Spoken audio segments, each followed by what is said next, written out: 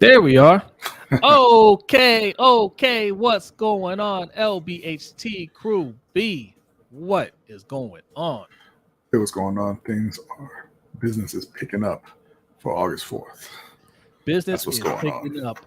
Business is starting to get good. And what is going on August 4th in Columbia, Maryland? The Roundup meet and greet is happening at Busboys and Poets. Get your tickets today. You do not want to miss it. Listen, I understand, right? It's the dog days of summer, right? People haven't been coming around, right? They're doing things with their kids, summer camps and whatnot. You know, there's not a lot of sports news to talk about, but because training camp is right around the corner, everybody's starting to check in, right? And they haven't been hearing the news that's been happening over the summer. Okay. If you don't know, okay, August 4th is going down. We are having a meetup. All right. Tickets are on sale. It's going to be food, drinks. If you want drink, as Coach Evans would say, all right, that will be available via Cash Bar. Speaking of Coach Evans, he will be there. All right. Coach Evans from Sip to Tally Films. You have Chris Just Joking from Deep Cover Podcast, Hendo from the Road Pod, OTR Mike from Open Mic with OTR Mike. We will all be there. So get your tickets. Come hang out with us. It's going to be a good time. Listen to some good music. Eat some good food. We're going to give away prizes. We're going to send you home with a little goodie bag. And there's some nice stuff in that goodie bag, man. Some nice stuff. So get your tickets today. Yeah, not so little goodie bag anymore. No, not so little. It is not so little. So, yes, get your tickets. The link is in our description. You can click on the description, or you'll see our chat box. Stream Elements bot he'll post it throughout the show. Or wait, is there? Can he type in the ticket thing on here? I haven't set that up. Okay, don't worry about it.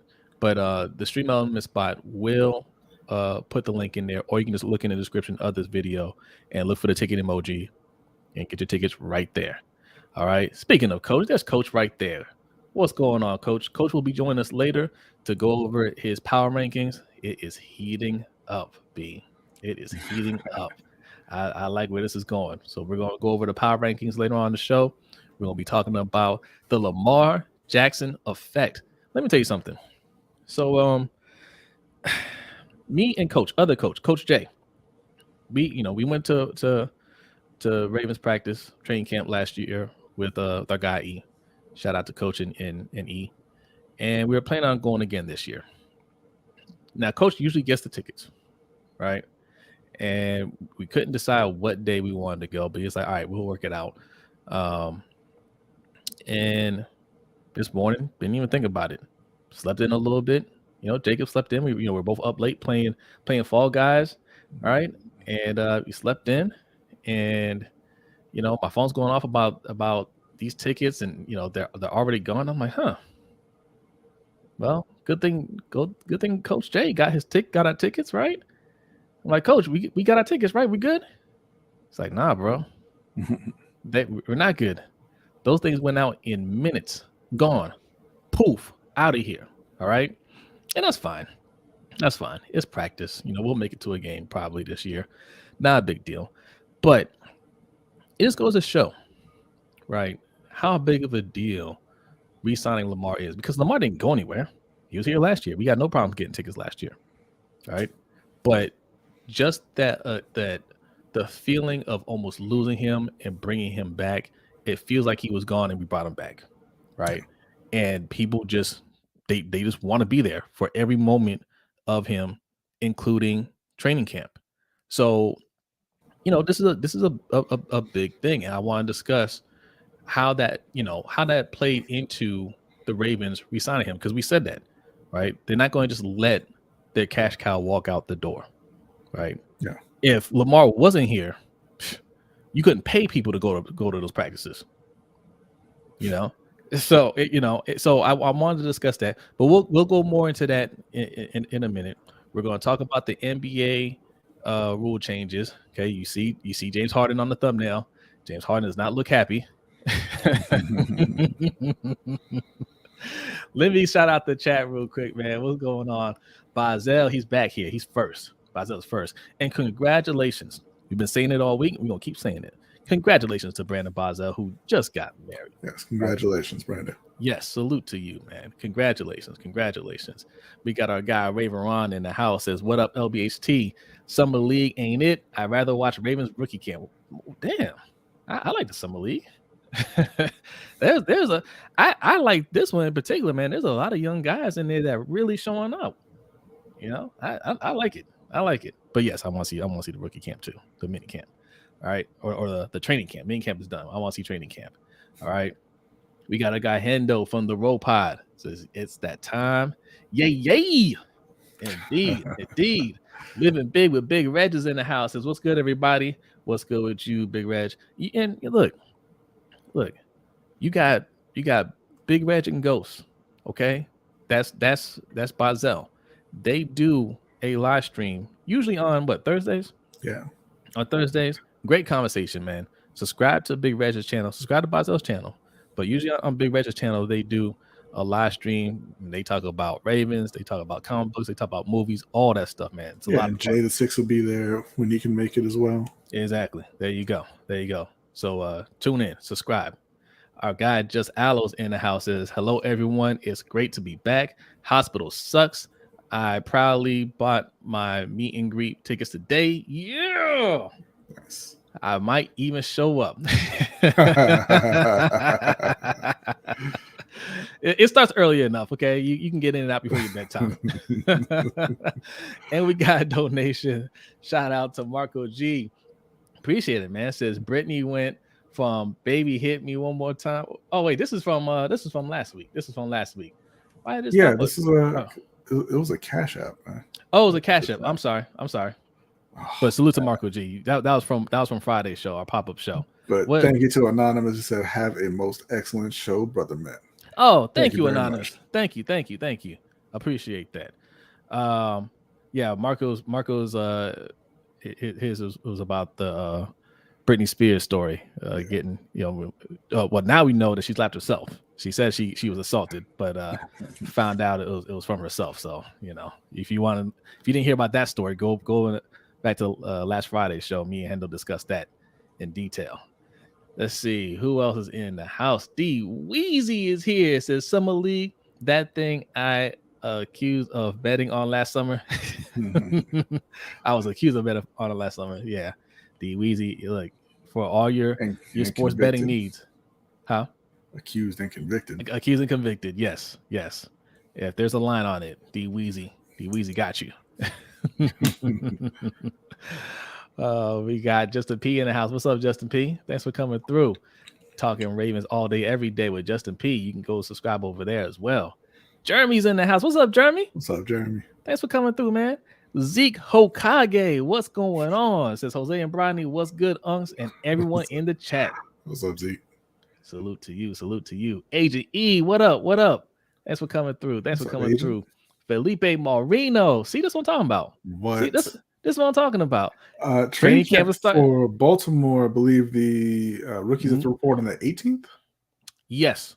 17th or 18th, I believe. And then the 22nd for veterans, I believe it is. Yeah. See, it's coming soon. Football's around the corner. Everybody's starting to check in. They're starting to check in, B. NDT Sports, what's going on? NDT 97 in the building. And what's up, guys? What's up with you, man? Yes. Who else is in here? Nitro's in the house. What's going on, Nitro? Says, what's up, dudes? This show is Bossa Nova. Okay. Appreciate it. Ravenville in the house. Okay. Salute to you. Thanks for coming through. And our guy, I got Zeke already. Got Road Pod. One Sessions. What's going on? One session? Salute to you. All right. Got the shout outs out the way. We are streaming live on YouTube, Twitter, no Twitch, and Facebook. All right. So wherever you're watching, hit that like button. Right. If you're new, follow, subscribe, all that good stuff. Also, if you're listening to this on the audio, this will be coming out on the following day, Thursday at lunchtime. So we hope you're enjoying your lunch break right now. All right. Mr. Galloway, salute to you. Another person. You need to subscribe to Mr. Galloway. Mr. Galloway is putting in a lot of work right now. Okay. For all your hip hop needs. Okay. He's doing interviews. He's putting out some good topics. Him and Hendo. They have some dope videos out there. So go subscribe. All right. So as usual, we got a lot to talk about. Okay. Even though it's been a little slow, if you've been watching, we've been coming up with some good topics. So you already know it's going to be an interesting show. But first, we'd like to start every show with a Black History fact. And B has a Black History fact for you. I do not. You do not what? Have a Black History fact for them. Okay. All right. I have it's more of an anti-Black History fact. Based off of something that happened very recently in the news here. But, it has to do with reparations, which is a thing that this country has not been afraid to pay out. In fact, there just as one example. I mean, there's been many groups that have received reparations, but just one example: the Japanese Americans received reparations two times. Once in 1948, just for loss of property and wages and things like that, and then again in 1988 for the actual. Hey, our bad for locking you up. Right. That 1988, they were paid $20,000 each. Which ended up being a few $1 billion because there was over 86,000 people who were eligible. But then the following year, in 1989, John Conyers said, hey, why don't we establish a commission to kind of study and talk about reparations for African Americans for slavery? And he kind of put that forward every year after that, up until 2017 when he retired. And then I believe in 2019, it made it to committee, which is the farthest that it had ever actually gotten. Because Cory Booker and what was Shirley, I want to say Chisholm, but I cannot remember. I should have had that in front of me. But other senators. Not Chisholm. Maybe. Chisholm's, yeah, she was prior. Yeah. But they had kind of taken up that mantle and tried to keep that moving forward. But hasn't really gone anywhere. There have been reparations paid to African Americans in this country by individual like institutions or cities or towns who just took it upon themselves to say, hey, that was wrong. We're gonna, kind of forward an apology in some way. Sometimes it's money, sometimes it is literally just an apology. But those are all on the kind of local or private level. Some churches have done it, some colleges, universities have done it, but not the federal government, right? And there's always kind of a talk of, hey, why should you get reparations? You weren't a slave and you weren't around then, and blah blah blah. But just this past week, not descendants, but actual survivors of the Tulsa massacre had their case for reparations thrown out by the Supreme Court. And it just kind of drives home the point that, Black people in this country being equal or getting, I don't really want to say what they deserve, but yes, what we deserve is kind of abhorrent to a lot of people in this country, right? Yeah. And the thought kind of, and I saw somebody post this as well, why you would kind of throw out that case for the Tulsa survivors, because again, they were people who were actually there because they were old, over 100 years old, and this could be one of the reasons right here, because the Tulsa massacre was in 1921. Yeah, and you figure, hey, if you are going to pay reparations for that, you may have to pay reparations for other race riots and lynchings and things that went on. Here's a map just showing some of the race riots that happened in this country. But this is just from April to November of 1919. So this is before Tulsa even happened. And you can see how many instances there are just on this one map, just from part of that 1 year. And so that's kind of part of why I think that it's been something that the U.S. government and people in this country have never really wanted to reckon with, because how do you even begin to pay back something like that went on for so long? And that's not even discussing the land stolen. Well, yes, because your reparations were actually approved for former slaves. They were promised to former slaves and then taken back. the old 40 acres in a mule and $50 or whatnot. But yeah, just another sad reminder from this government of what this country really thinks about Black people and thinks about the past of this country. And I also want to add to it, man, like, this is why it's important to pay attention to politics. Don't shy away from politics. Don't shy away from what's going on in your community, right? With your government, right? I know sports is a fun outlet, fun escape, but you should not be shying away from this stuff, right? We all make, you see all those memes about Donald Trump and all the quirky things he says, but he has been very damaging to this country. And there's nothing funny about that. A lot of what you're seeing going on in the Supreme Court is because he's putting those people in the Supreme Court, right? And you have other, other oligarchs, right? Wealthy billionaires that are paying off politicians to write these policies and to deny certain people and of these rights. So you're seeing rights getting rolled back. You're seeing these abortion laws being rolled back, right? You're seeing books being taken out of school, right?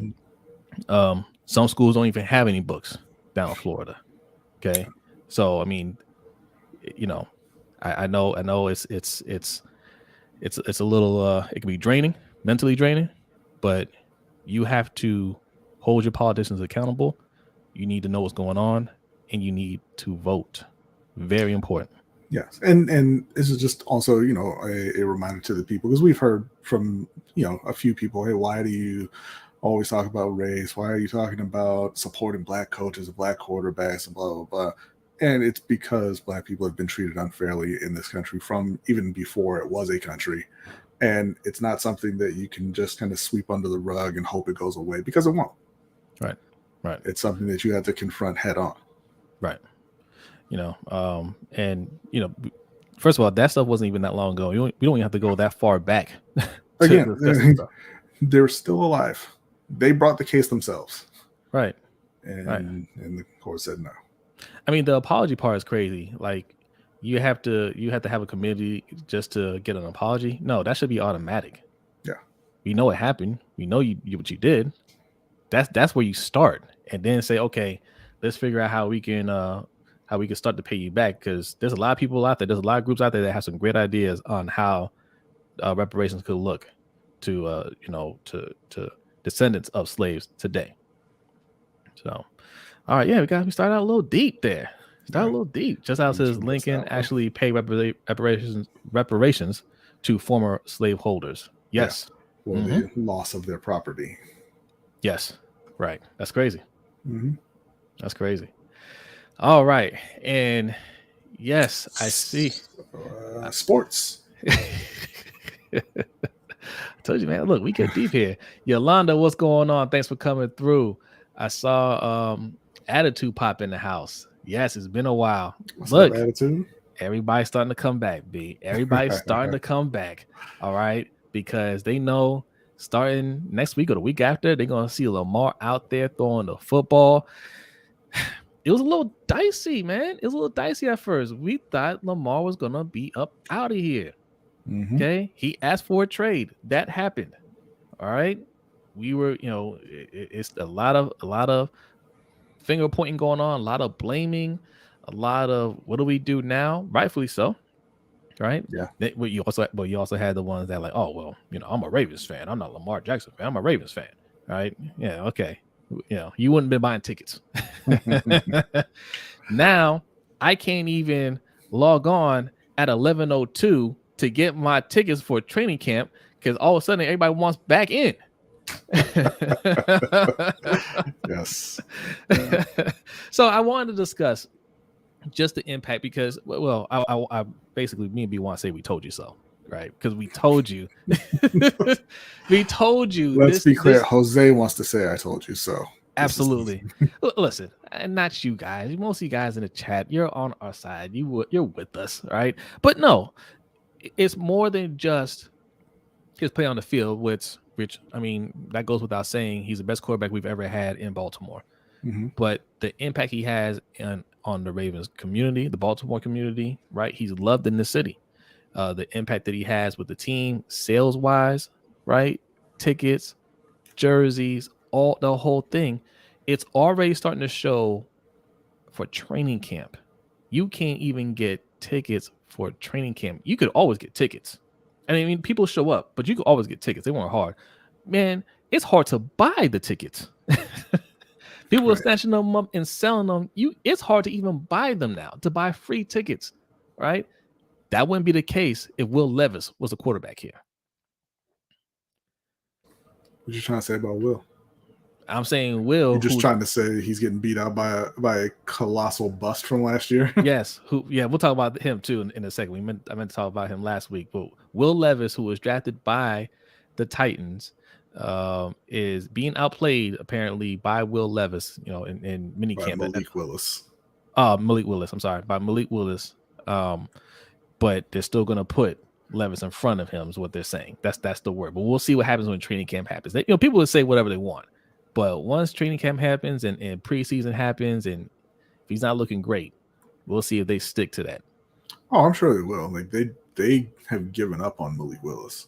Yeah, that's why Will Levis is there to begin with. Yeah. So, B, I wanted to kind of discuss what exactly. What is he impacting? Like ticket sales, because you and I we talked about some tickets, not just any tickets. We talked about certain tickets, right? Maybe something that could be feasible. Not this year. We ain't balling like that, but down the road, as the the LBHT crew turns into an LBHT army, right? We're getting more support, generating a little bit more income, because the money that we make, like we said, we like to put it back in the show. We're thinking about doing something big. What were we thinking about doing? Well, if you're referring to what I think that you're referring to, we were thinking about possibly getting a suite at the M&T Bank Stadium, right? And, those suites accommodate 20 to 25 people. You're on the club level. They have private catering, and, you can watch the game from there. You can wander around the club level, do whatever you need, private bathrooms, all this kind of stuff. And, we looked into it, and they say 8 to 20,000, depending on the various factors. But I was like, that's not bad to buy a suite for maybe for a year or however long you get to buy it for. But they were like, that's to rent it for one game. And when you look at the actual prices for this season, all of the available suites are over 30,000 for one game. So for one game, a suite is $30,000, and that does not include food. And that's not the good game. That's for when we play Houston, and it doesn't include food. The like the Steelers game end of the season was, I believe, like 33.5 or something like that. Right now. Yeah, and then you also gotta, like you said, pay for food. Yes. You can there ain't gonna be no catering. All right, you're walking your ass down to them concession stands. I'm sure they offer catering, but I'm sure there's a minimum. Yeah. I'm sure there's a minimum. Yeah. Right, like $5,000 or something like that. It's starting at 33,000. Yes, everybody's in the chat like, what? yes, for one game. Now, what do you think those prices would have been if Will Levis would have been starting this year? Do you think they'd have been 30,000? I'd been closer to that 8. Yeah, maybe less. Starting out, I think it would have been around that 20. Because excitement. You got the rookie quarterback and everything. By week 4 or 5, they're back down to 8. I think they're down to 8, and for the people that bought them, they'd be selling them at a loss. Yeah. Right? Because by, I don't know, week 10, and you don't want to see any more Will Levis out there, or or whoever, Tyler Huntley, right? You're just done with the season. Those things get heavily discounted. I know, because we've had a couple of seasons where we got to go to club level seats, courtesy of Kyle Bowler. So, but these are things that the owner, Steve Bisciotti, is looking at, right? Like that's huge to be able to sell a suite for $30,000 for a couple hours, right? Versus tens of thousands of dollars less, right? That all affects his bottom line. Jersey sales. I mean, I hear their game in England is already in London is already sold out. You can't get tickets to that. Oh, I'm sure they love it. Yeah. Me and B were looking at tickets for the season. I mean, the cheapest game, Steelers game that we can get to is what, $700? That's for nosebleed. Yeah. Yeah. So I mean, all that stuff impacts impacts the decision making. So no, I never did really think that Lamar was going to leave. Well, until he asked for a trade, but I didn't really feel like, even then, I didn't really feel like they were going to really pull that trigger unless they knew that they could get a home run in return for him. And getting anything other than the number 1 and number 2 pick so they could get a Bryce Young, right? Or Anthony Richardson, somebody like that. That was the only way they would even think about risking it. But the minute they weren't in that mix, it just wasn't going to happen. Like who else out there could they have gotten where maybe the fan base would say, okay, I'm a little upset, but at least we got this person. There wasn't that guy out there. Right. So, but yeah. What were you gonna say?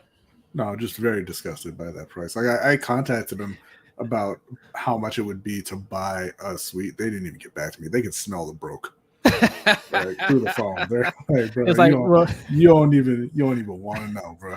See, this is, I told you we had to kick out the extra money to get our own lunchbreakhottake.com email. Okay, they saw the Gmail on there. They're like, broke. LBHT Show at Gmail. No, they're not making any money. We put that in the trash, right? If it came from a business site, okay, it came from an official site, then they would at least clicked on it. Once they started hearing, it's a form on their site. You just put in your name and whatnot, and email, and they were just like, nah. I used my personal. I didn't use the show email. I used my personal email, put my phone number in there, and they were just like, "We are not responding to you." That's what I'm saying. Use a personal email, like if it has to come from a business. They sell them to individuals. The individual that can just kick out 30,000 for a game, they already have them on speed dial. It's not 30,000. I was asking how much to buy, which is I think where I got off track and where I was found out. But look, it said they were both online. Do your jobs.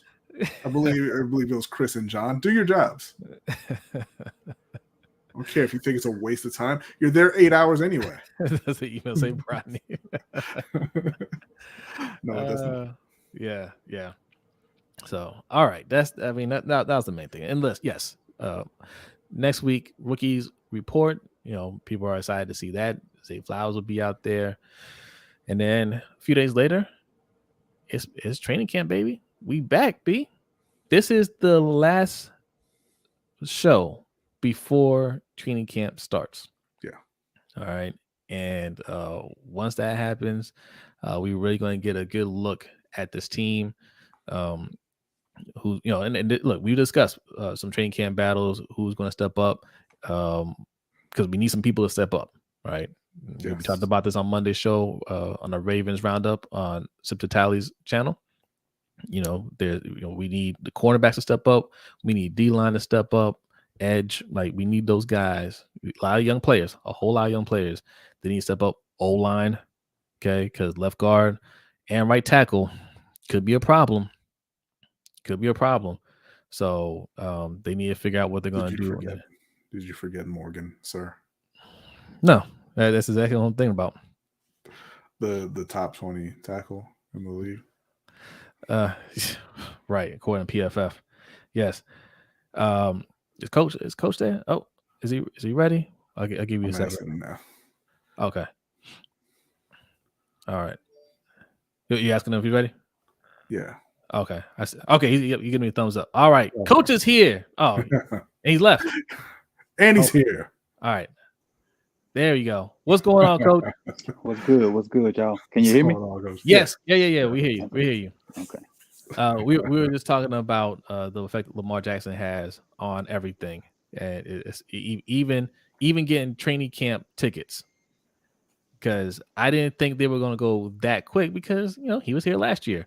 But it feels like we just got him back after losing him for years. That's what it feels like. You know, Yeah, so I got lucky and got mine, and so good I'll for be you. attending for the first time. Good. I actually Good. even gave away a pair of the stadium. Well, I'm in the process of giving away a pair of the stadium practice. I saw that. It's to the Oh, August okay. 4th and 2. I got 4 of the stadium practice tickets. I saw that on your show that you're giving away some tickets. I was going to be greedy and say, "Yo, let me get a couple," but I was like, "No. Let the fans get them. Let the fans get them." Right. I went last year with my friend Coach Jansen and E. I think they might have us. They might have us on their list. They saw us scouting a little bit too hard, Coach. They were like, somebody approached us. He didn't say who he was, but he definitely approached my friend E. Was just like, yeah, like, you know, basically, like, who are those guys? Talking about me and Coach J, because I had a little programs. I was reading the numbers on all the players and everything, and you know, he was just like, yeah, you know that, you know, Jose does a podcast, and he's like, and I talked to him. I handed him my card, and I was like, yeah, we talk Ravens and Panthers. And he's like, why Panthers? Right. I like, my brother's a Panthers fan, this and that. And he asked if I was a scout, right? He didn't ask that. He's like, you scouting or whatever. I was like, no, like we just fans, whatever. And he's like, oh, okay. And then he walked off. Right. We're sitting in the bleachers. So I think they pulled. I think we're on the list, Coach. They might have seen our show and like, no. Paranoid ass Ravens. All right. So I'll move on to Julius real quick before we jump into the power rankings. Cool. All right. So Julius Peppers is going into the Hall of Honor. Is it the Hall or the Ring of Honor? Hall of I think Honor. It's the Hall, yeah. Because I heard David Tepper say it. Yeah, the Hall of Honor. Yeah. For the Carolina Panthers. If you don't know about Julius Peppers, I'm addressing some very specific members in our audience. You need to look him up. He is the number 2 overall pick in 2002, one of the greatest defensive ends to ever play in the NFL. He finished, I believe it was fourth all time in sacks. And I'm not young. I mean, relatively young. I was like 18 when they drafted Julius Peppers.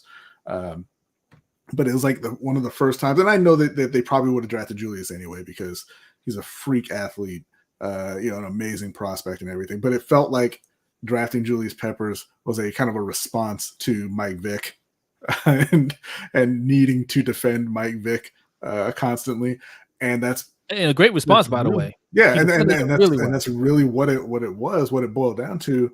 Every time Carolina played Atlanta, your eyes could not leave those two. It was always, Julius and Mike. And look, Mike was amazing in his own right. And he got the better of the Panthers quite a few times, but Julius had his wins too. Yes. Julius definitely had his wins too. The Panthers, and this goes to the Panthers not being a great organization. The fact that he didn't spend his entire career in Carolina, ended up going to Chicago and Green Bay before they brought him back at the very end. Because Carolina's just never really been able to hold on to their stars like that, unless they just had really short careers. But absolutely, completely deserving of the honor. He's going to be in the NFL Hall of Fame before too long. So just salute to Julius Peppers on an amazing career.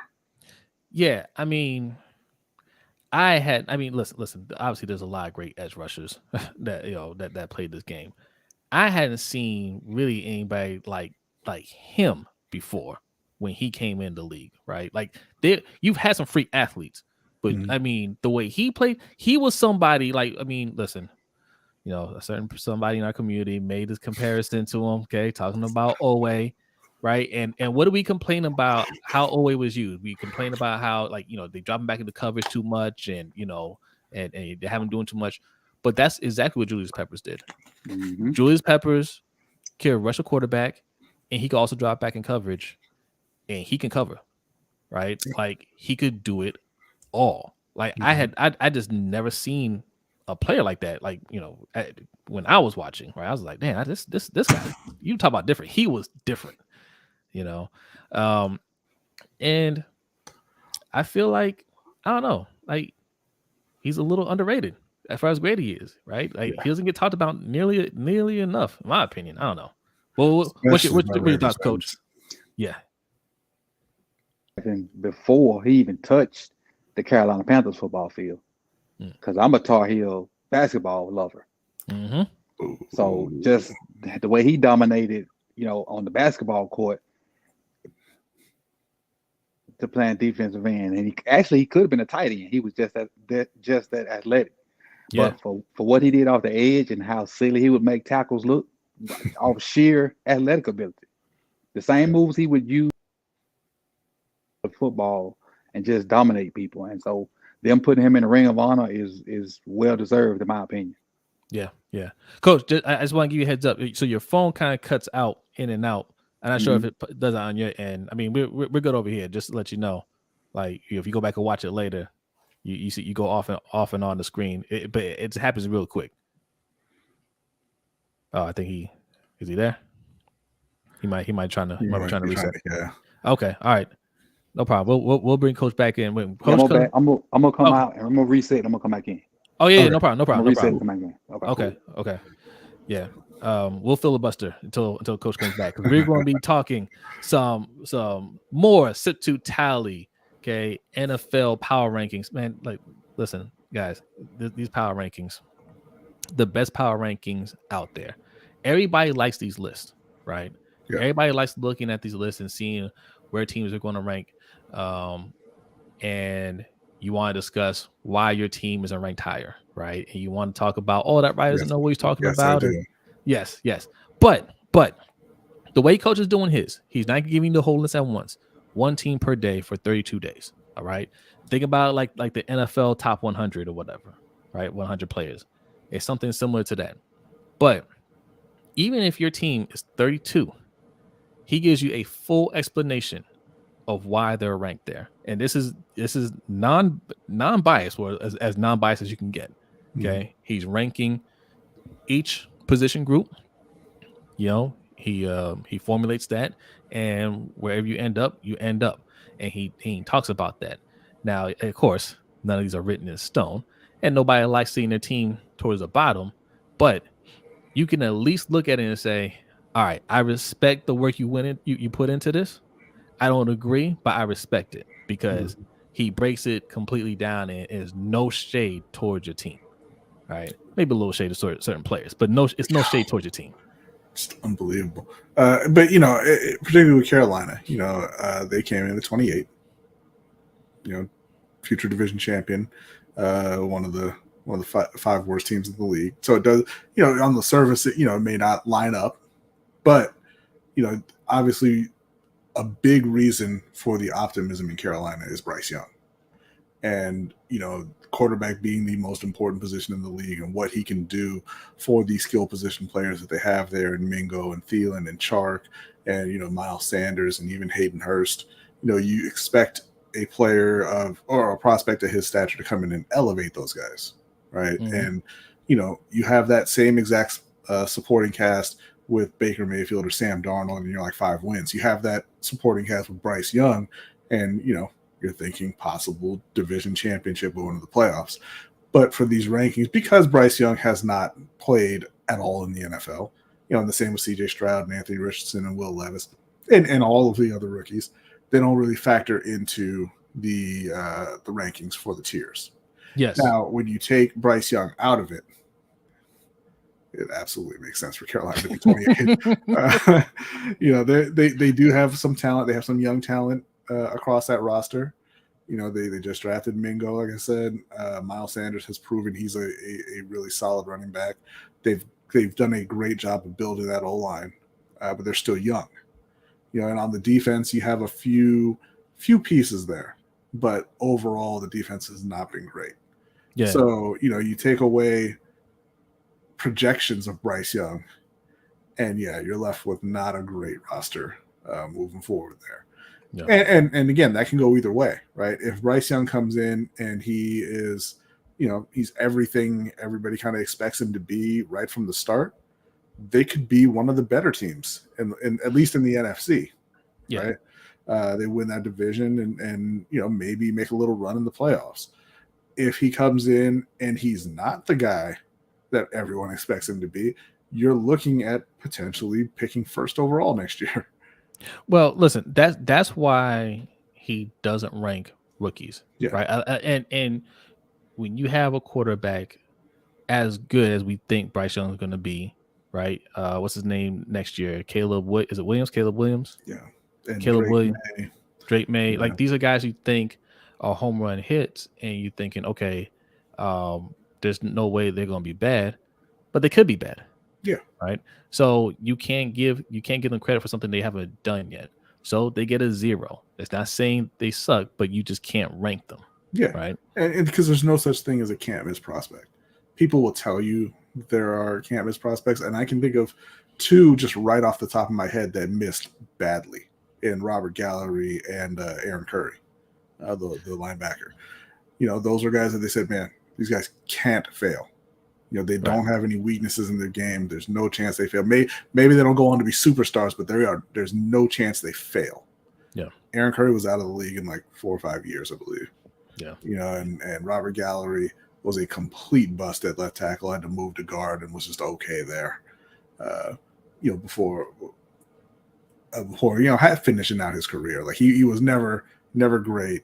Just kind of he hung on at left guard. Yeah. So yeah, there's no such thing as can't miss. There's no such thing as guarantee.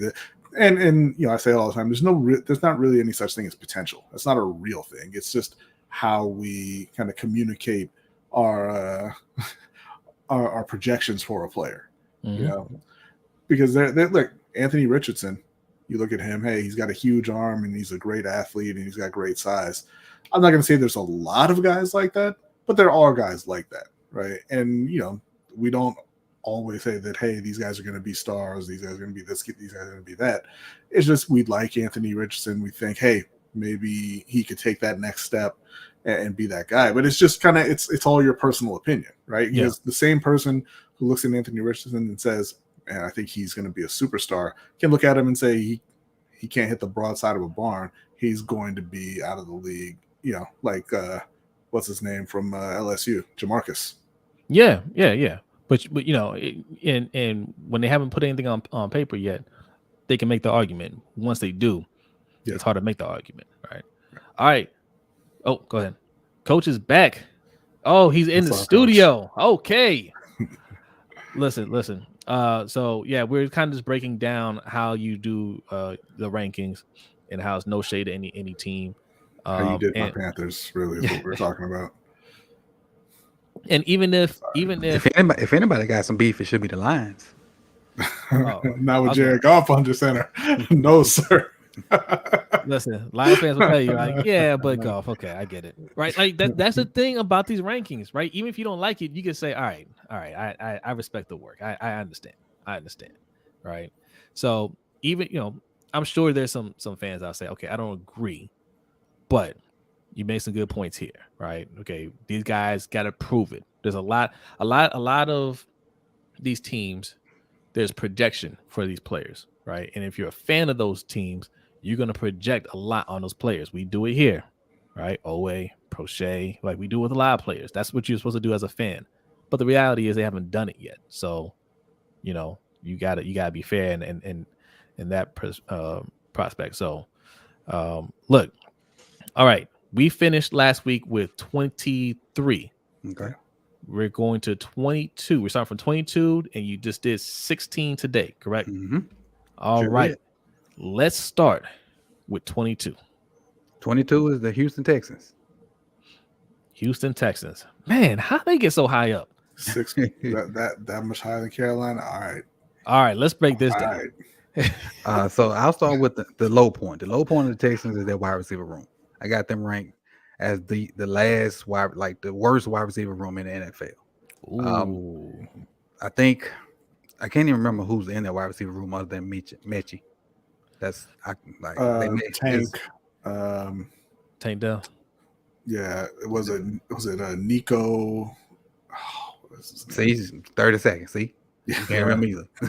And as far as their top spot that I have for them is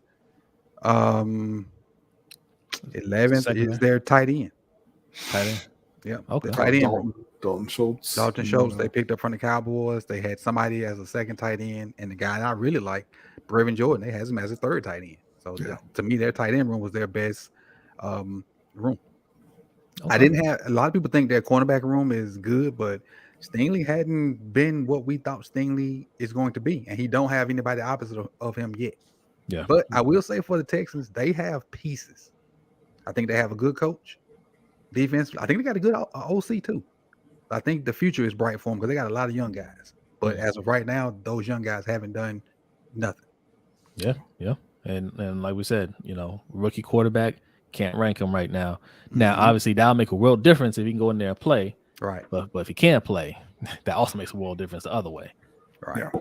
Yeah. All right. So who do we have coming in at number 21? Jacksonville Jaguars. Jacksonville Jaguars. Oh, okay. Surprisingly low. Yes. I'm surprised. Okay. Top spots for them. Quarterback. I have Trevor Lawrence, and that room ranked 10th. But also for the Jaguars, I have their cornerback room ranked 10th. As for the names escape me right now because I don't have it up in front of me, but I really, when I looked at their wide receiver room, this is one of the ones I would look back on, and I probably should have been a little higher on their wide receivers. When I go back, because I'm not sure of which what's the guy Ridley we're going to get. That's kind of one of the reasons I got him at 17. But if we get the Calvin Ridley before the suspension, they probably should be higher. Yeah. But we just don't know. He sat out a whole year and plus some, so we don't really know. I'm sure, with fresh legs and he's still a young guy, we'll probably get that same guy, if not even a better version of him. But if I could go back and redo it, their wide receiver room would probably be higher. But I do think he's going to be their best receiver. I do think that. Okay. And just going down their list, they got a bunch of they got those 2 teams, but everything else is 17, 19, 21, 25, 28. So it average out to be 19. So they're on the low end of it. Yeah. Okay. That again goes to show you how far a quarterback can take you. Where do you have their tight end room with a resurgent Evan Ingram? 19, because Evan Ingram by himself for the most part. For the most part. That was one for our guy Ferris there. He's very upset. Well, he was very upset about Evan Ingram. He shouldn't be anymore with the tight ends the Giants have. Yeah. All right, so we're at 20? 20. Yeah. Now we do have breaking news on here. Okay. So, and my list was finagled by 1 point. By one, what's 5 decimal points behind? What's 5? Whatever that is behind a decimal point. So technically we had a tie. Okay. With number 20 and 19, but the way the computer spit it out, I finagled. I think my 10th is whatever 5 decimal points is. I put a 2 instead of a 1. So you had a tie really between the Broncos 10,000, whatever it is. It's far beyond what I want to count. But the Broncos and Jaguars were a tie. So the 20th team was the Jaguars. I mean the Broncos. The Broncos. Okay. Their top spot was their linebackers. I really like their linebackers. Josie Jewell and Alex, what's the other guy's name? Crap. I can't think his name, but a lot of people don't know much about their linebackers. They ball. Their linebackers really do ball. And their O-line is pretty good too. I got their O-line 11th, their linebackers is 13th. They have one of the best cornerbacks, but outside of Surtain, us three could probably catch passes on the other guys. So that's why their cornerback room is not ranked high. Their worst spot is running back. They're probably their second best running back is probably gonna be Beatty behind they got a guy from that played in North Carolina, I think. Is it Carter maybe? At running back they've got Javonte, they got P. Ryan, Tony Jones, and Tyler Beatty. Tyler Beatty, yeah. And the linebacker that you're looking for, I'm sorry, Alex Singleton. And I'm just looking at their defense now. I completely forgot they signed Randy Gregory and Frank Clark. Okay. I know those edges. So yep, they're better defensively. And they were good defense last year, weren't they? Yeah, they were. Yeah, they were. Yeah, but now I think their DC is. Their DC is the coordinator from Arizona. So who knows how that's going to go? He in Carolina now. Oh, Vance Joseph is in Carolina. No. Oh no. I'm DC sorry. from I'm the sorry. Broncos is in Carolina. Yeah, no. He was formerly of the Broncos. I believe he was with the Rams last year. Evero. Gotcha. Evero, yeah. I gotta. Now, what about Gilmore? Didn't Stephon Gilmore go there? Gilmore is in Dallas. No, yeah, he went to Dallas. He went to Dallas. Oh, okay. Okay. Gilmore went to Dallas. So okay. is he got to groom somebody to help him out because he probably got a target on his back, especially with some publication naming him the best cornerback in the league, and then that video coming out of how Devontae Adams did him to win the game today, saying he wasn't ready. So Surtain, you now have a target on your back, young fella. Yeah. Nobody can be ready for Devontae Adams, man. He's top. Look, listen, players like Adams, like Justin Jefferson, you know, like those guys, if they want to go off, there's really nothing you can do. Going off, right? They're going off. Yeah. You just got to grab them and hope they don't throw a play. Exactly. Exactly. Because that's the way the league wants it. They don't want you to be able to shut down guys like that. Yeah. Because I'll be honest with you. But we'll talk about it later. Go. Let's okay. Number 19. 19 is the Tennessee Titans. To me, their worst spot is O-line. I think they have the worst O-line in the league. Oh wow. Wow. But you flip it to their D-line, I think they have the best D-line in the league. And that's probably surprising to some people. I think they have the best D-line. I got them ranked as number 1 D-line in the league. I think behind Aaron Donald, they have the best D-lineman in the league with Jeffrey Simmons. Oh, yeah. And he got good pieces around him. They got solid guys on the edge. I think that's the best D-line edge group in the You think NFL. Simmons is better than Chris Jones? Yeah, I do. Wow. I do. Okay. All right. I mean, he's a beast. I ain't gonna argue with that. Like, he's a beast. Yeah. That's age has something to do with it. Play has something to do with it. But I think Simmons is better than Chris Jones, and I think Simmons has more with him than Chris Jones does too. Okay. All right. And that was the first number 1 that showed up on the countdown. That D-line edge group for the Titans. Their running back room I have 7th with Derrick Henry and like I said, I didn't want to give rookies any clout, but I like the fact that they got a different kind of back to go with Derrick Henry and Tajay Spears. Yeah. Not giving Tajay Spears any clout, but the fact that he can do something different than just constantly pounding with Derrick Henry. He's quicker, he's smaller, he gives you a legit changeup. Yeah. What about that quarterback position? 20th. 20. Wow. Because I think they have much higher than I was expecting there. They have but Tannehill is okay. He's won some games. He's won some playoff games. I think. But what's behind Tannehill? I think is the poop emoji. Yeah.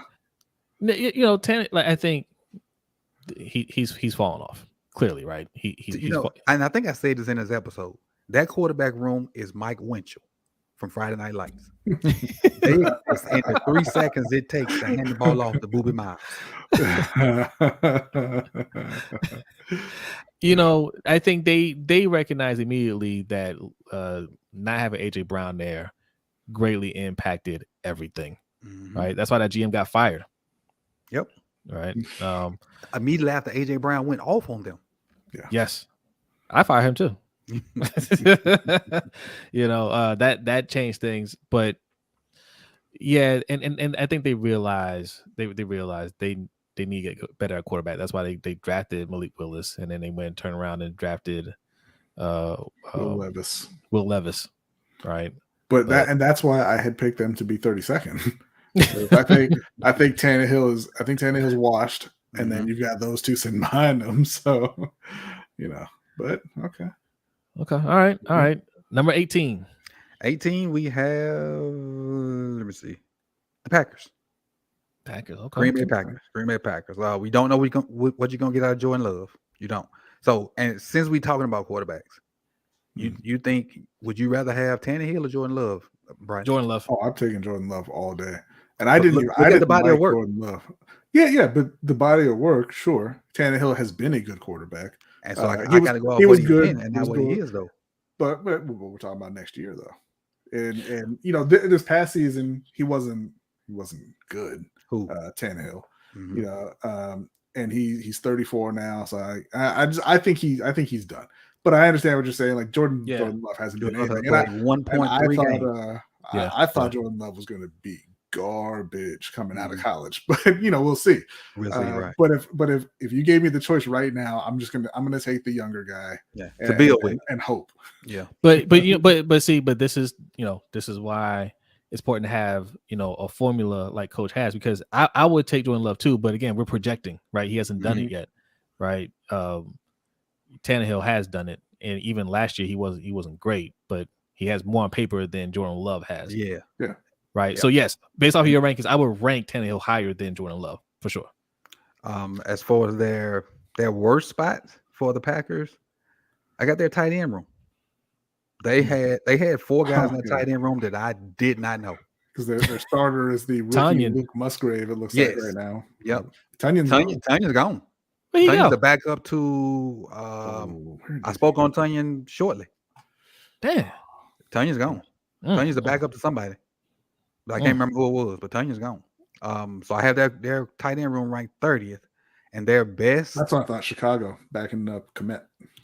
Their best room. I have the running back room. Yeah, with Aaron Jones and with Dillon, AJ Dillon. Yeah. And their cornerback room I have ranked 11th. I like all 4 of their cornerbacks.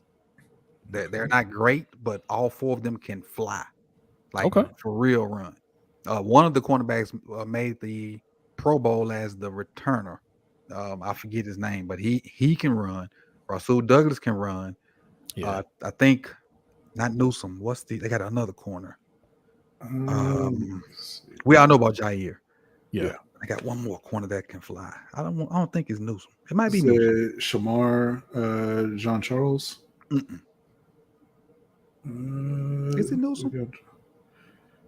Corey Ballantyne. Those are the only guys that they have listed here. Rasul Douglas. You said Jair Alexander, the kick returner, and it's one more. I can't think, but it's the 4 that I found. I was looking at ESPN. I don't know if that's why I got the depth chart from, because the team site on NFL.com, they're not updating their stuff.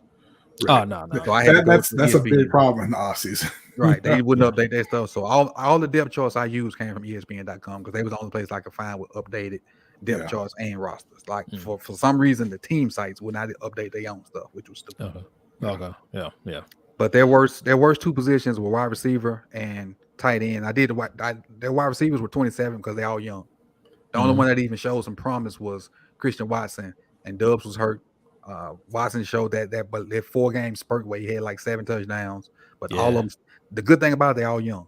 They got Dontavian Wicks, who's young. I don't think they have a wide receiver over like 24, 25 years old. Right. And so they can, if Love shows promise, they can grow with Love. I'll tell you what. Now that they're out from under the albatross of Aaron Rodgers' declining arm, Christian Watson going to show out this year. Okay? Definitely. He dropped 1 pass, and Aaron was like, "I'm not throwing to you again until week 9." And then when he realized he can catch, he was trying to throw him everything deep. Right. Yeah. All right, we on to 17. Division rival, Minnesota Vikings. Kirk Cousins. Cousin Kurt. I got cousin Kurt right dead smack in the middle. 16. Okay. 16. Yeah, that's right around where he belongs. Their worst position is cornerback. They've been trying to get it right at cornerback for a long time. I have them at 31. They're also, but they have a 32 though at running back.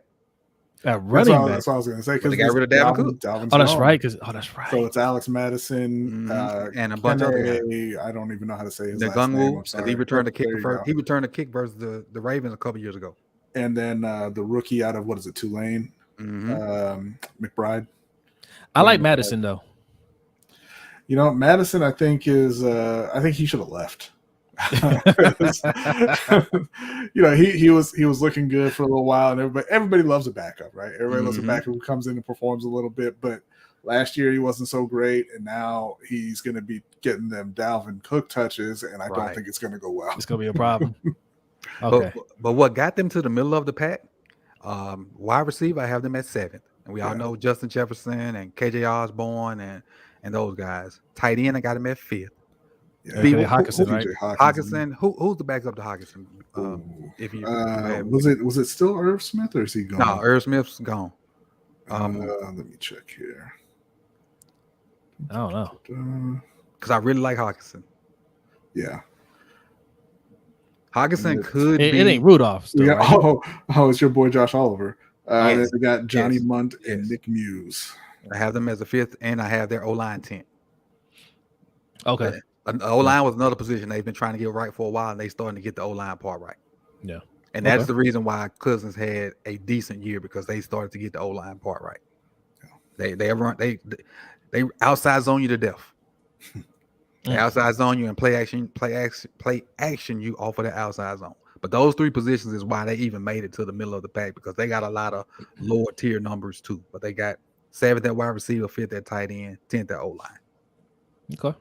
All right. And then last but not least for this week, number 16. The Squillers. Mm-hmm. Pittsburgh Steelers. And that was today's team. And they're just really a middle of the road. Their best position to me is tight end with Frymuth, and then they drafted the big tight end from Georgia. Yeah. Their worst position, as much as I want to say quarterback, I think it's their linebackers. They lost all their linebackers. All of them. Cornerback is pretty bad for them too. I got linebackers at 24, cornerbacks at 23, quarterbacks at 22, and running backs at 20. And as far as the best one for me is tight end and safety, I got Minka and Crew at number 10. Yeah. You know, Tomlin hasn't had a losing season to date, but this would be an ideal time for him to have that losing season, to be high in the draft and get yourself a quarterback, man. Like I know, people want to hold out hope for Kenny Pickett. You don't want to be stuck with Kenny Pickett, especially when you start to turn things around, right? Because then you Kirk Cousins yourself. You're going to be the Vikings. Yep. Right. You'll be stuck in the middle. You'll be stuck at 16. Yes. You know that Mike Tomlin holds the record for most consecutive seasons without a losing season to start your career at 16. That is not the NFL record, though. That's a little hint for the trivia question later. Oh, okay. So don't be answering Mike Tomlin. If you do, we know you don't pay attention. All right, Coach. Tell everybody where they can follow along, because Coach is putting out a video every day. Tomorrow will be 15. All right. You want to see who 15 is tomorrow. Where can they find this video? You can go over to More Sip to Tally. That's on YouTube and More Sip to Tally. Matter of fact, once we end it, I'll put the link in the comment section. Well, once I pop off, I'll put the link in the comment section for you can go just click and go over there and follow if you have not done so already. But hopefully most of you have done so. But for all the new people, names that I have not seen, please go over there and do that. It's been fun doing it, man. It's really fun. It's fun seeing the reaction, the interaction, actually doing the live stream when the team initially pops up. That's been one of the funnest things to see, especially with Big Reg. Because for the past week, Big Reg has been looking for one team specifically. For the past week. We all know. Well, and I was gonna say, we can do a little bonus here. We give out maybe a bonus 1,000 points for people to predict where the Baltimore Ravens are going to fall on this power rankings. Now, don't put it in the chat right now. Leave it as a comment after the show, so we can have that record there. And whoever's right, and this was not a first come first serve thing. Anybody who gets it correct will get an extra 1,000. There you go. There you go. And 1,000 points is how you qualify for a giveaway at the end of the month. All right. So, and we'll definitely be at number 1 before we get to the end of the month. So this is, if you're watching this on the replay, go ahead and put your comment down there. Yeah. Hey, will you do me a favor, Jose LB? Put Mike's comment up for me. Yes. Because at More Sip to Tally, we are for the streets. Says, Coach, I say we have the next round up episode on the street side. Oh, okay. It might not be a bad idea. That ain't a bad idea. Might not be a bad idea.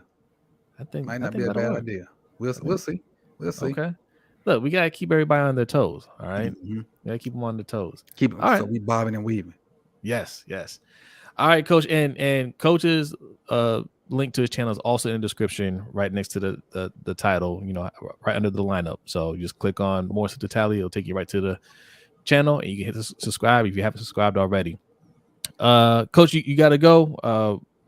You want to hang out? I'll be back for the OT. All right, see you in the OT, man. Appreciate you. It. All right, Thank y'all you. be easy. All right. Yes, this is my favorite. It's my favorite power rankings. I love it.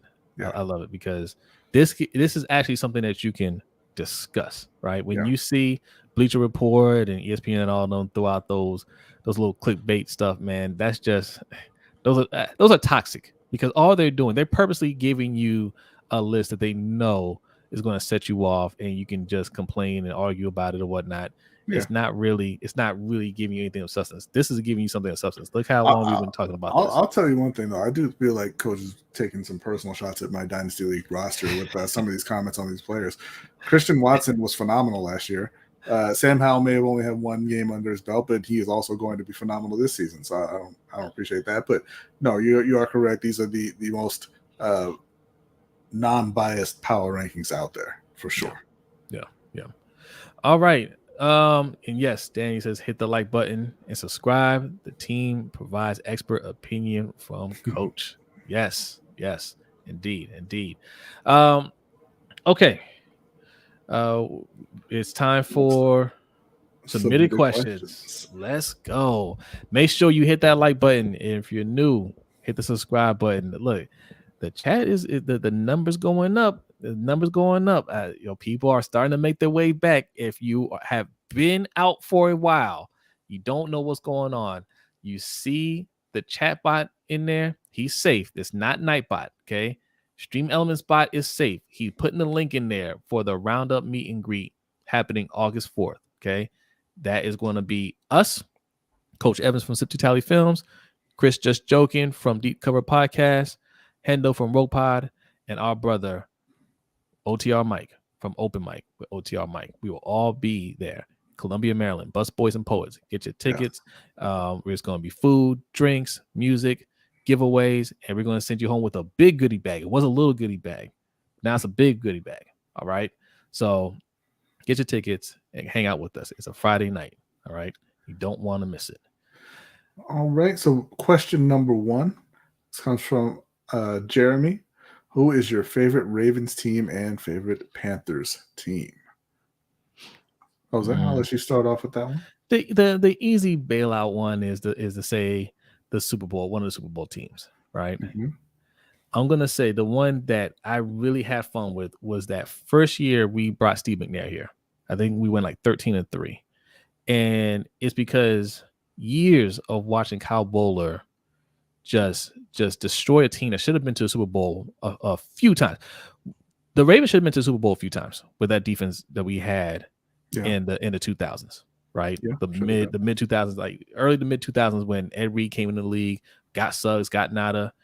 We just didn't have a quarterback, and he was. I mean, you want to talk about detrimental to the team? He was detrimental to that team, and I was like, man, all we need is to get a quarterback, and we got one. And we got Steve McNair on his last legs. He wasn't even the Steve McNair that was with the Titans the whole time, but he was still decent. And we were crushing people, crushing them. That reminded me of the 14-2 season that we got Lamar, right? Because that was a dominant defense still, and we had a guy that could play. And that's when we drafted Mark Clayton. And go back and look at Mark Clayton his rookie year, right? Rookie year or second year, he did good. Yeah, he did good, right? I mean, we lost in the playoffs to the Colts. Didn't give a touchdown. That one hurt a lot. But the 1 year the Colts decided to man up, right, and make it to the Super Bowl. But that was probably my favorite Ravens team. Okay, I'm going to take the easy answer. It's clearly 2015. Yes. Cam Newton's MVP year. It was never more fun to watch football than watching Cam at the height of his ability, because that guy, I know that there's a lot of people who kind of think Cam was a flash in the pan and, wasn't really all that great and all that. Cam Newton at his best was completely unstoppable. Even in a way that Lamar Jackson isn't, because, Lamar is one of the fastest guys out there, and he's one of probably the best open field runner in the league right now. But Cam, he was elusive in the open field and could run over linebackers. Yeah. So and he had a even better arm than Lamar. Now he was streaky with his accuracy, except in 2015. He was on for basically every single game. And like I said, football had never been more fun to watch than when Cam was on top. So it's 2015 for sure. Yeah. It should have ended with a Super Bowl win. It should have. But, you don't need wide receivers. You don't need tackles. You don't need a backup running back. Why would you need that stuff? Next up, wait, actually, I won't say that one for last. Next up, we got from our guy Davon. Favorite travel destination and why? It used to be Miami, but Florida's tripping right now, so I can't go to Miami anymore. I haven't traveled a whole lot in recent years. But when me and April first got together, we used to go to Miami often, and we had a lot of fun. But if I wanted to just go someplace, right? Like, have the time and everything. Love Hawaii. We lived in Hawaii for about 4 years. That's a great place to travel. Virgin Islands, where we're from, they have some beautiful beaches, especially St. John. So I'm not answering the question, but I'm gonna say Hawaii. I'm gonna say Hawaii. Wow. Okay, so that was gonna be my answer. That's my favorite place that I've been so far, Hawaii. But ask me again in December, and it'll be Japan. Oh, heading to Japan this first week of December, so I'm really looking forward to that. But as of right now, places I've already been, I think definitely Hawaii. Beautiful, beautiful place, great weather, great beaches. Just a lot of fun. Now, B says he's going to Japan in December. We might have to get a setup over there in Japan, do a live stream. All right, get the little backdrop of the town. False. But we're gonna work it out. We're gonna keep it moving though. Our last question here from Derek. Shohei Ohtani, if you don't know, he's a player for the Angels. He's a pitcher and one of the best hitters in the league. He said he could see a contract over $600 million in the MLB. If an NFL player was an all-pro on offense and defense, what would that contract look like? Now, me and B discussed this, and thank you for this question, Derek. You posted this last week, and we had a lengthy conversation about what that will look like in the NFL, right? Because the thing is this: what would a team want to pay a player like that? And me and B kind of argue back and forth on it. It's hard to gauge, right? Because a team's not going to want to pay a two-way player because risk of injury, right? But if we're talking about more than likely, if that's going to happen, the more likely scenario, you're talking about wide receiver, cornerback, right? If you had a wide receiver that's playing an all pro, that made it all pro as a wide receiver, it made it all pro as a cornerback, right? He's shown the ability to be healthy, playing, and play enough snaps on both sides. Now, all pro at those positions pay a good chunk of money, right? I mean, you have Tyreek Hill making about $30 million a year. That's quarterback money, right? The cornerback side, I'm not sure who the highest paid corner is, but they're making a good chunk of money. I'm thinking they have to go for at least, and this I might be underselling it, but at least $45 million a year. Yeah, and look, what would a player who was able to do that be worth? I mean, much more than that, right? But, yeah. Before asking about the NFL, there's a few things that we know about the NFL. They have a salary cap to artificially suppress salaries, and you have 32 owners who, routinely collude to make sure that players don't get paid what they're worth. You said if a player makes all pro at both those positions, they've shown the ability to stay healthy. And yeah, in that season, right? Yeah. But what their contract would look like is about them moving forward. And we all know that playing a lot of snaps in football, it's a much, much more physical game than baseball. And that catches up with you quickly. Yeah. Right. And we've seen guys, not on offense and defense, but we've seen guys excel in more than one phase of the game. Like Christian McCaffrey, he went over 1,000 yards rushing, 1,000 yards receiving. Right. And he got 16 a year, which is just, a little bit more than what your regular top running back was getting. Yeah. And quarterbacks are at the point now where they're 50 plus. And I don't see a team wanting or being willing to pay 2 quarterback like contracts out at a time. So I'm thinking that a player like that would still struggle to break 40. I think they would be 35 to 38 somewhere in there, because a team's not going to want to guarantee the kind of money a player like that is actually worth, and take that risk with the injury, because playing both ways, even if you're playing those wide receiver and corner, which are somewhat less physical than the other positions, you're going to break down. You're going to break down much faster than guys at other positions. No. So I don't think that NFL owners would be willing to go too much beyond what you're already paying a player at those spots. Now I got a bonus question here, right? And we touched on it a little bit. I can't remember if it was last week or the week before. But given how these contracts are going up, the revenue's going up for the league, and you look at what players are making in other sports. We talk about Shohei Ohtani. I mean, the money he's going to make on his next contract is going to be mind blowing. Mm-hmm. We just talked about some soccer players, the money that they're making. We talked about Messi, whose contract can't even be quantified in numbers yet. He's making that much. He's getting ownership, right? At what point, and also just how players are starting to react in the NFL. You saw Lamar really hold the Ravens' feet to the fire to squeeze every last bit of money out of them. Mm-hmm. You're seeing Saquon Barkley holding out right now, right? You're seeing more players starting to speak up and say, I want my money. How do you see a possible strike coming up, or an issue with players saying, no, I need to get my money? Like how do you see in the near future the players really making a push to either get rid of this salary cap or push it way higher? I don't think so. Not in the near future, because there's just too many players, and they don't agree. Right. It's not a feeling that's shared across the league.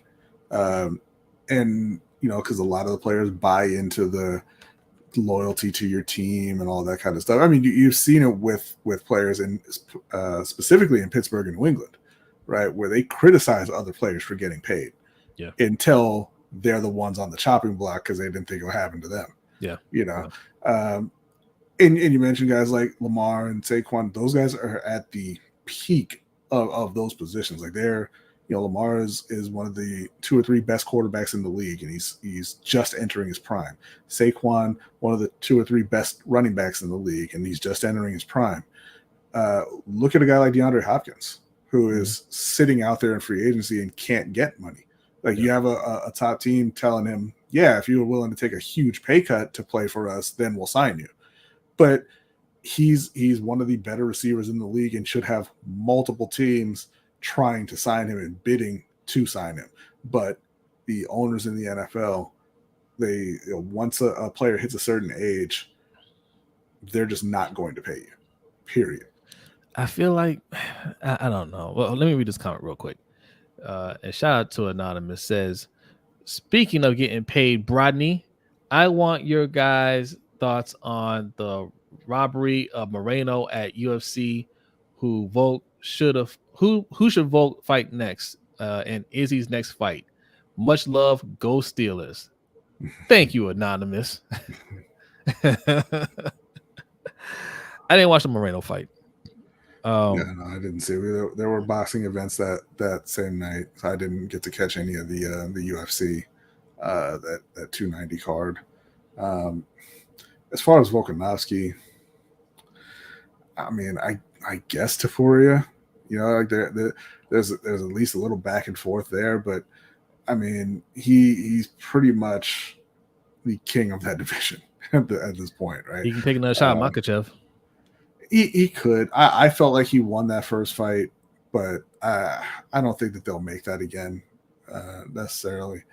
I really enjoyed his fights with Max Holloway, but obviously, it showed in the last fight that Max Holloway can't keep up with him at this point.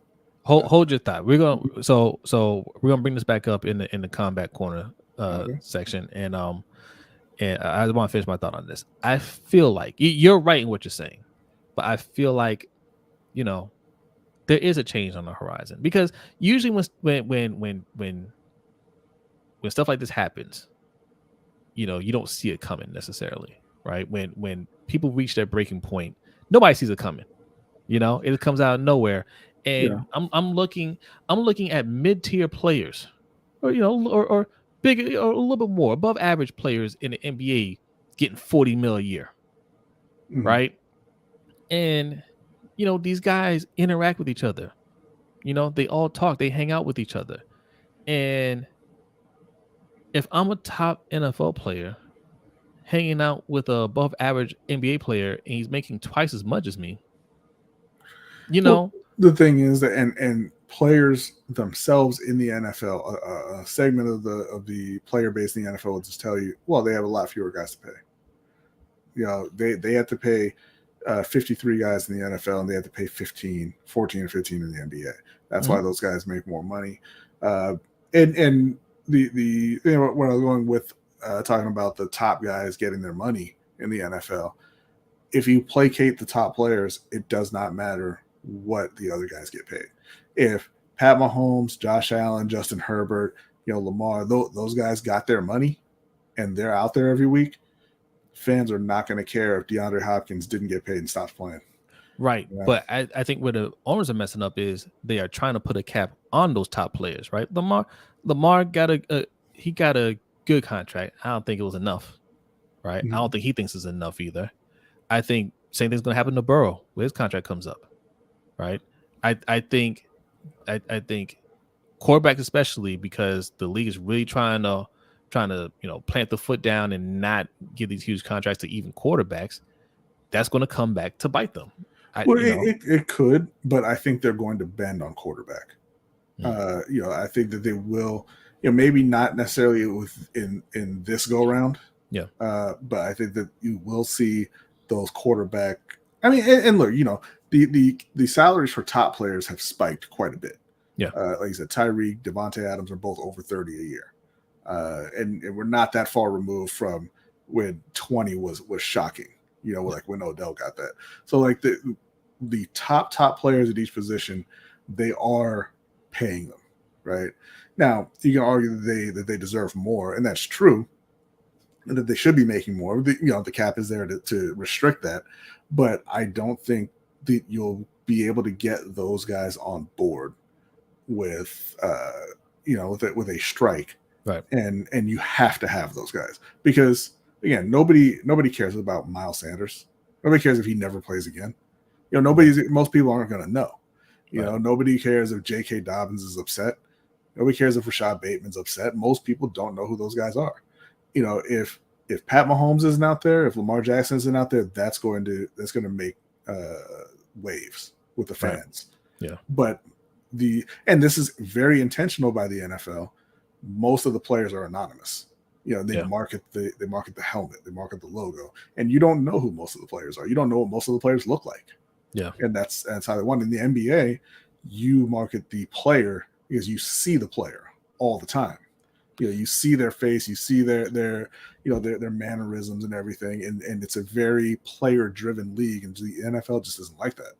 Well, and I think that's why it's so important that we are in the social media age and players can market themselves, right? Because some players, they have that charisma, they have that personality that they can go out there and you do know who they are. I mean, Matt Judon, body by Taco Bell, right? He went out there, said it, coined a phrase. Elmo sleeves. And his Elmo sleeves. Yeah. Like he went out there and made that a thing. Like you have some players, they make a brand out of themselves. Yeah, they know how to the market Kelsey brothers have their podcast going. It's very popular. It's not enough at this point. No. That has to, and that's why I say, like, I do think it'll happen. I'm just saying not in the near future. Right. Okay. Yeah. All right. We should spend a lot of time on that. Let's go over. We still got some NBA and Combat Corner. We got to move a little quick because we're almost at an hour and a half. All right. Yes, this has been a very fun show, man. Like people are showing up.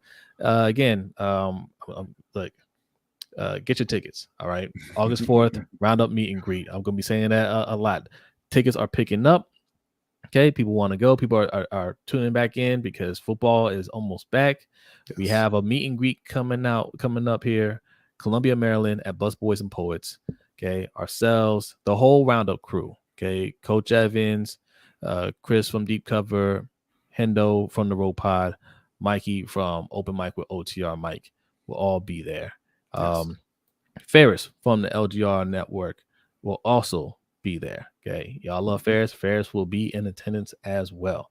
All right, so get your tickets. Also, patreon.com/LBHT Show. All right, you want to support the show? That's how you do it.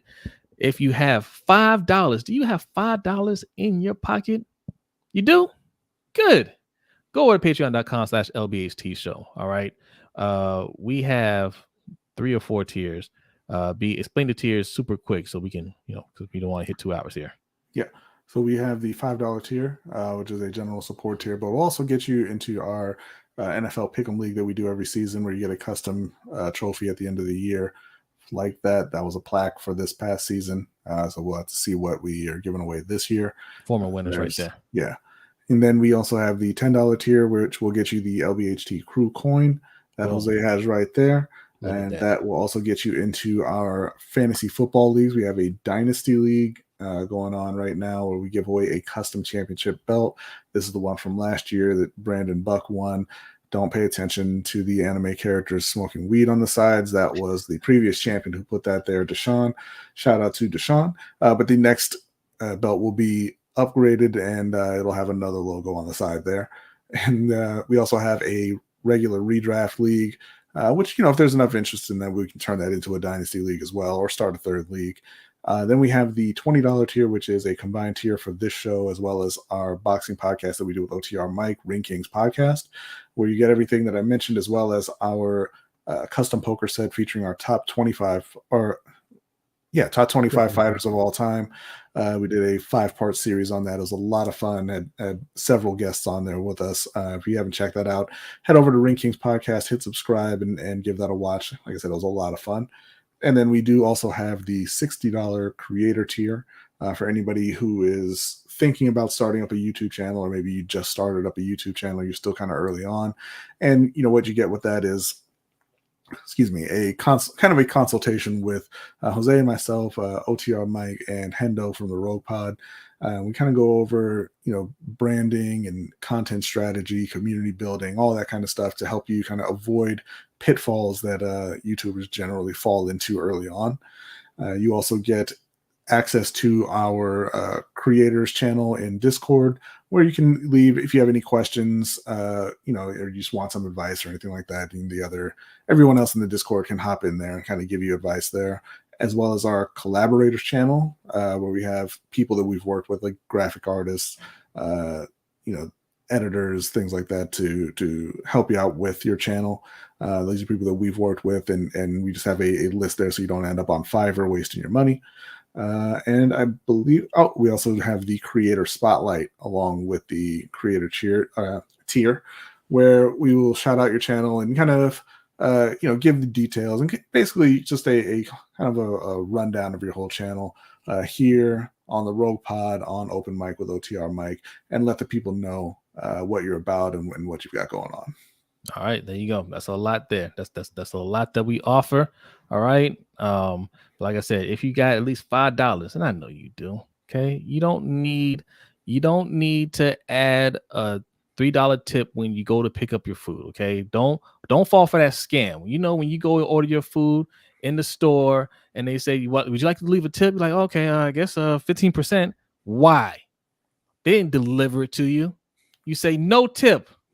Okay, I need to sign up for patreon.com/LBHT Show. All right. And we're going to be doing the overtime show, which is why we're going to rush these next couple of segments, because you do not want to miss this. I want to make it known that I tip. You tip when you go in the store? Just putting that out there. I tip sometimes too. If they provide good service. But most of the time, no. You didn't do anything. What's happening on the overtime show? Oh man, what happened here? Oh no, Airplane Karen. I'll tell you what happened. That mother ain't real.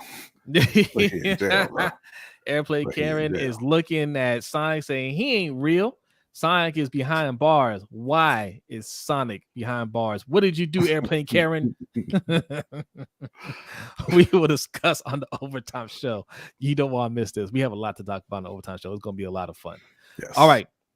Let's start with Combat Corner, because we started on that road. Let's discuss that real quick. Combat Corner is here. Yes. So going back to Suge's question, who do we want to see next for Volkanovski? Now, at this point, I don't know. A rematch with Islam Makhachev is really the only move I think that will spark some interest. Otherwise, he's pretty much cleaned out everybody else, right? Israel Adesanya, I think the next fight for him is that guy from South Africa that's saying he's a real African. Yeah. Duplessis, yeah. And I think he washes him. I think Duplessis has absolutely nothing for him. Now, he washed my guy Robert Whitaker. I love Robert Whitaker. But Robert Whitaker fell victim to the one weakness that every MMA fighter has that ain't black. He got jabbed.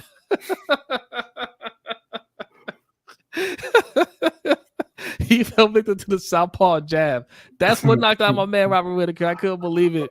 But that ain't gonna happen to Israel Adesanya. Adesanya gets him out there in probably the first round. Yeah, for being honest. Yeah, like I said, there's not a whole lot for Volkanovski out there. Maybe, like I said, maybe Makhachev again, but I mean, I think we saw how that fight would go the first time. I don't think it would go too much differently the second time. And like I said, I had him winning that first fight, but this is again, like we always say, this is a problem with the UFC where you have these guys just run through the top contenders, and then 2 years later there's nothing for them to do. Yeah. Speaking of problems with the UFC, Francis Ngannou, who left the UFC to go to PFL, has signed to fight Tyson Fury in, I believe it was late October. Yeah. And his manager said he is making by multiples more than he made in all of his UFC fights combined. And I don't think that's an exaggeration. I know people like to exaggerate stuff in this business. I don't think that's an exaggeration. Right. I haven't looked up how much his fight purses were, but I'm pretty sure they weren't much. Yeah. I mean, he's had 2 title fights against Miocic. Right. Mm-hmm. The first time he lost, the second time he won and knocked him out. I don't think he got paid that much. Well, he had a couple other title fights as well, but he fought Cyril Gane. I was saying he defended against Cyril Gane. That's probably the first one he made some decent money. I don't think I don't think he's really. I mean, look, it's well documented. Like, these fighters don't make any money if they don't get on pay-per-view, right? And even if you get on pay-per-view, those checks, if you're not in the co-main or main event, you're not getting that much. And even then, right?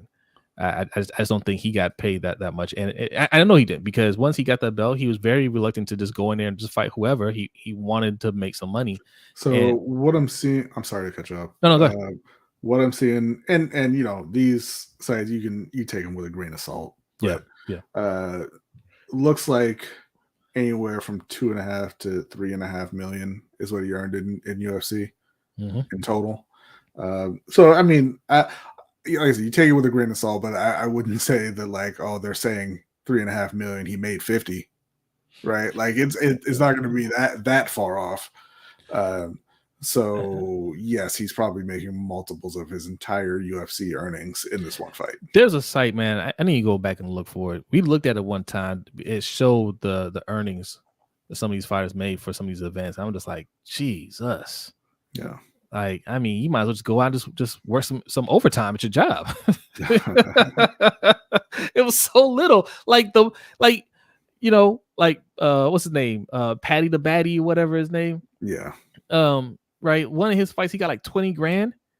Right. Now you subtract taxes, that's 30% out the gate, right? 30 to 40%. Paying your trainers, right? That's another few grand right there. Travel expenses and everything. You're coming back home with like $2,000 in your pocket. So this is from MMA salaries. They say he made $1 million against Cyril Gane, a little more than $1 million. Against Miocic, the second fight against Miocic, he made $580,000. Fight before that, $320,000. Before that, $300,000, and it goes down from there. See what I'm saying? Cyril Gane, I told you that's the first fight that he made some decent money. And again, half of that, and that's another thing I learned about too. Like these athletes, half of their money, anytime you see their earning, you cut that in half. Assume that half of that is going to be gone, right? With agent fees, taxes. What was the other extortion tax that they have to pay? Well, they have to pay, state taxes wherever they perform. Yeah, the gaming fee or whatever, jockey tax or something like that. They call it a jock tax. I mean, it's just it's just state taxes. Yeah, wherever they work. Which I mean, it's not as bad for MMA fighters because you don't get anything. Well, no, but you're going to Florida and Nevada, right? Yeah. Mostly. I mean, obviously they have other places, but it's not like MLB or NBA. Those guys who are traveling all over the country. Yeah. But yeah, I mean, so he didn't make. Well, let's call it 5, just to be generous. So he made $5 million over the course of his UFC career.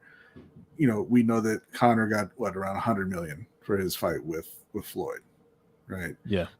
So, but he doesn't even have to make that much to be making multiples. Like he could be making 30, 20, 50, whatever it is. He's going to make a lot more money fighting Tyson Fury one time than he did in his entire MMA career. It's crazy how he leaves the number one MMA, organization, right? Mm-hmm. Entity. And he instantly is getting more popular because I think more people know him now that he's fighting Tyson Fury than they did when he beat Stipe Miocic, at the time the greatest heavyweight of all time. That's John Jones now. They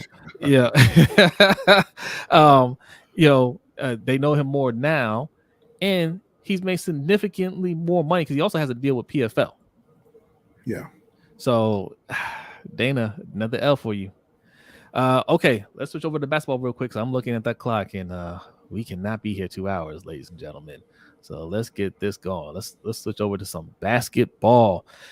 NBA rules.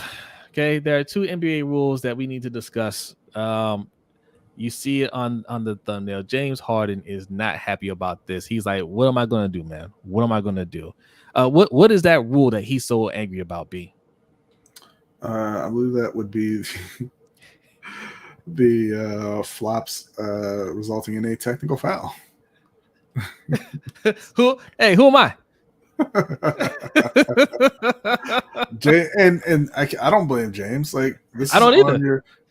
I don't know why, and I don't know why you would punish players for this. I don't like this. Why you punish players for it? It's the ref's fault. Don't call it. They are reacting to what referees blow their whistle for, right? Yeah. Every athlete in every sport in the entire history of the world tries to get calls. Yeah. And they embellish things to try and get calls. And NBA players, soccer players, they do it more flamboyantly than other sports because you call it every time. Now, if you don't like it, discipline your referees or get new referees and train them better. This isn't on the players. This isn't their problem to fix. It's your problem to fix. I agree. and I don't like it because it sends a message that a lot of old heads our age and older, they buy into this. This younger generation is soft, right? And this rule is going to help, eliminate that. Now you have to play real basketball, B, right? And I make fun of James Harden. I put him out there because he does abuse that a lot. But guess what? He don't need it. No, he doesn't. He doesn't need it. And just but the real basketball is not what they were playing in the 90s. Real basketball isn't, you going out there and elbowing people in the face. That's not basketball.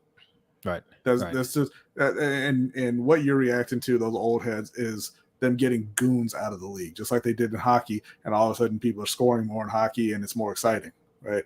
Yeah. Nobody wants to watch that garbage. Yeah, because no, that's not real basketball either, right? And those goons that you remember couldn't hang in today's NBA. Not at all. Not even like we talk about guys like we talked about Larry Bird, and he would still be a great player today. He was a phenomenal player. Guys like Charles Oakley, guys like maybe Bill Laimbeer, these guys, these enforcers, they wouldn't be in the league today. They have no place. No. Because they're not skilled enough to hang with the players now. Right. So, and the other rule is coaches get an extra challenge. I also don't like this because it doesn't go far enough. Like, why are you limiting the challenges? Right. Just let them challenge.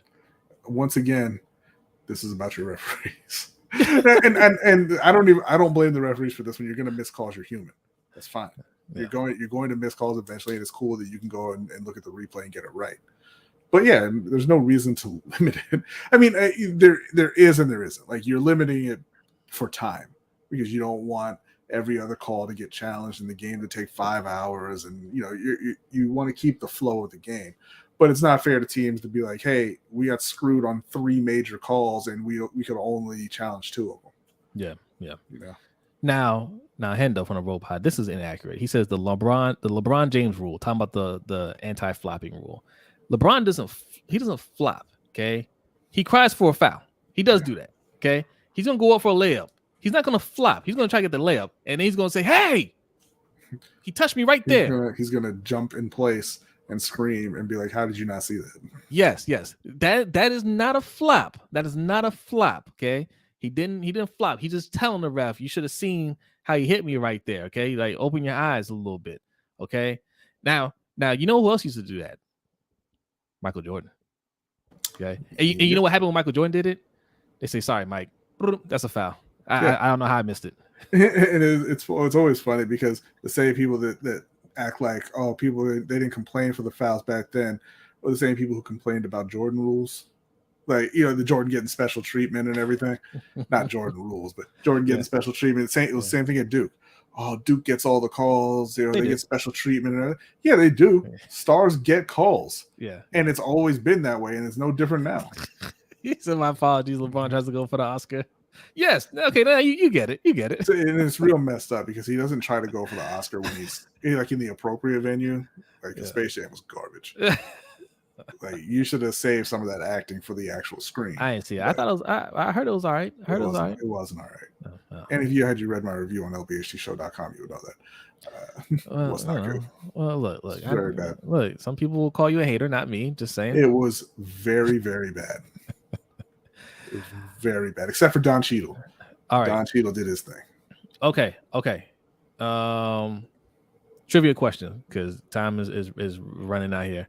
And then look, we got some comments here. We're gonna read these in bonus time. Let's get through trivia, and then we're gonna bring up bonus time for like 2 minutes. All right. And no, we canceled bonus time. Anything? No, not canceling. No. It is trivia time. That's all. Trivia time.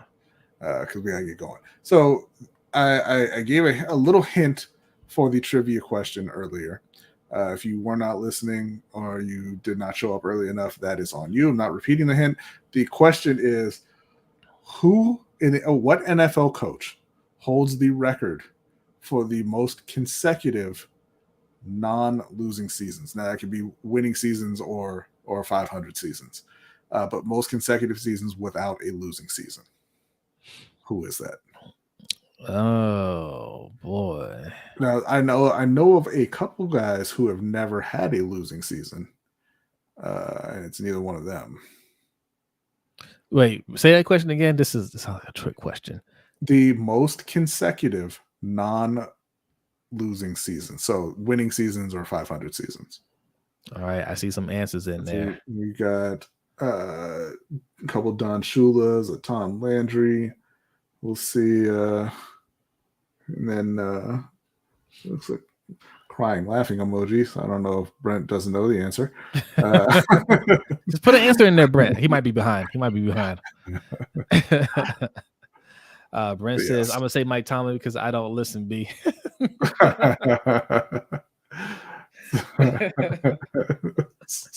I know you're joking, but that counts as your answer. Is it what's the name for the 49ers? Walsh? Hendo, you can't answer twice.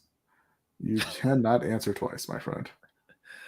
No, it is not Bill Walsh. We do have the answer here in the chat. At 21 seasons, Tom Landry of the Dallas Cowboys. Okay. So shout out to Buck, Jeremy, and Just Allo. Nice. Congrats. Let me go ahead and update those points. All right. And we are going to give you a quick bonus time. Quick bonus time. All right. Hold on. You got rid of my banner. No, you got rid of it. I told you I changed it to trivia time. Well, you don't need to change it. You just do another. No, banner. There's too many banners in there. And a bunch of them we don't use, so I changed it because we don't need the bonus time one anymore. Yeah, we do. No, we Good don't. bonus time. We'll read a couple. We don't read this. This is our format. We read a couple of comments at the end. With that, by the way, Just Allo is now number 1 in loyalty points for the month of July. Nice. Because that was actually the other thing that I wanted to do. But let me get these in here real quick. Okay. But I was going to do the spin or the drawing for June, like the we're going to give away a $25 Amazon gift card for June. So we're going to spin the wheel and see who wins that. And who was it Jeremy had the Tom Landry? Just Al says, it was Jeremy. Yeah, Jeremy got it. It was Buck. And who else? Just Allo? Yes. Okay. Speaking of Just Allo, he says, when the Bulls played the Suns in 93, the refs would call a foul every time Jordan missed a shot, even if no one touched him. Oh, I remember. Yeah, revisionist history. Jordan was just unstoppable, and he was just tough as nails, and he could do no wrong. And listen, in 20 years, when we look back at LeBron's career, we'll create our own mythology about LeBron too. That's what we do with the greats. Jay says, and now CP3 will try to exaggerate his flops in a Warriors jersey. Yeah, I don't know what Hendo's thinking. Yeah, look to your own house, Hendo. Yeah. All right. I don't know if y'all will be able to see this. Do you want to put it on screen? Well, it's on my phone. It's an app. It's a little spinning wheel app. Oh, okay. I'm going to go ahead and spin it. All right, and this is for a giveaway. So now $25 Amazon gift card. Okay, well, hold on. Before you spin it, right? Let's explain what's going on here. And thank you, David and Gerbo, for a $20 donation. He says, "Give me my points." I wonder who that was. But look, last month Ferris won the overall total points. Okay. He should have received his gift already today. Okay. He selected the Giants bucket hat. So you got a Giants bucket hat. Okay. Now, all you need is 1,000 points to qualify for this spin. Okay, 1,000 points every month, and you will qualify for a giveaway. We have an overall winner that gets a prize, and then we get a winner via the spin. Okay, and the ways you can get 1,000 points is by typing in the chat, just being active, hitting subscribe button if you haven't subscribed. Also, going over to LBHTShow.com and signing up for our newsletter if you haven't already. That gives you an automatic 1,000 points. Okay, automatic 1,000 points. And if you're looking to see how many points you have, like Coach put right here, exclamation points, Stream Elements bot will show you how many points you have. All right, B. I'm sorry, Jay. I asked a Panthers question like last week Mm. or the week before, and he says, "Just cough up a little cash and you win." Not a little, my friend. Not a little. Listen, there are ways. There are lots of ways that you can get points without spending money. All right, I'm hitting spin. All it's right. going to take a minute. A minute. Well, I mean, I wanted it to spin pretty well there. Oh, okay, it's spinning. We see it. Okay, we see it. Yeah, and it's landing on. Oh, so close. Agent E with the $25 Amazon gift card. Congratulations, Agent. Congrats, Agent E. You're gonna have to, if you're on Twitter, DM us LBHT Show with your email address, and we'll send that right over to you. So close for Bazel. So close. Agent E, I hope you're still in here. If you're not, somebody let Agent E know that he won. Yes, Hendo. Yes. Yeah. Oh yeah, Bazel almost got a honeymoon gift card. Yes, yes. We might have to send a little something to Bazel. We ain't sending Bazel nothing. Be spoken. He handles the money. He was that I tried. close, bro. He was that close. Yes, hit the like button. All right, we're getting out of here. I'll give you one more minute. If you got anything else you want to put in here, go ahead and put it in here super quick. All right, and then we're gonna be out. Danny does not like flopping in the NBA. Danny, there's always been flopping. There's flopping in football. You definitely don't want to watch soccer if you don't like flopping. You don't remember Jerome Simpson? Like a marionette out on the field and got the flag. Yeah. that was really impressive though. He earned that one.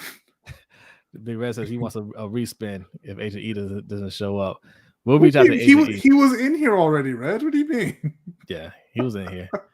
He was in here. He might have dipped out a little bit early because I saw him make a comment not too long ago. Yeah, see, he was here at 8:46. I hope this is why you gotta hang around. This is why you gotta hang around. And this is a time. We're not that tyrannical that we're gonna make that a rule. No, and I just want to tell you guys, look, thank you guys. Everybody that's still in here, hit that like button if you and if you're new, hit the subscribe button. But we're trying to make the show a little bit more interactive in different ways, right? We're not reading every single comment like we used to. We wait to the end to read everybody's comments. Obviously, we're going to read donations and things like that. But the point system is a fun way to stay engaged. You can win prizes. Okay, we're doing this every month. Right now, while it's still slow, this is a good time to really try to, get in and win something. All right. There's going to be more people as the season picks up. Yeah.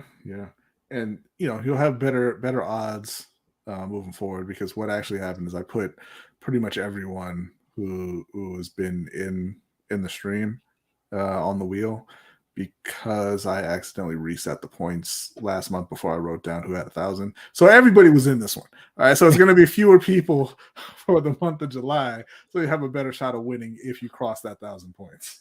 Okay. All right. Giving away all the secrets there. All right. That is the show. Okay. Look, if you enjoy the show, you want the party to continue, go over to patreon.com/LBHT Show. $5 is all you need. Okay. Also our Discord, man. We're always in there. There's always something going on in there. All right. $5 will get you signed up for that as well. But just to remind you guys what we're talking about for the overtime show, there it is. Airplane Karen looking at Sonic in prison, talking about he's not real. He's not real. Okay. No, you ain't get robbed, Big Reg. It feels like it. You're so close. All right. Overtime's getting ready to start. Oh, and got another donation from Go Away. Wow. He said, that's crazy. Thank you. Man, thank you guys so much for hanging out with us. Thank you so much for the donations. We really appreciate you guys. I'm going to say it one more time before we get out of here. Get your tickets. Cannot stress that enough. If you're going to be in the area, you can't go out for less than $50 anymore. All right. If you want to go out, drink and eat, it's going to cost you more than that. $50 will get you everything that you need to have a good time over here at Bus Boys and Poets. All right. So it's a Friday night. Have fun. It's going to be a laid back environment. We're just going to mingle, listen to some good music. We're going to have a little Q&A session. All right.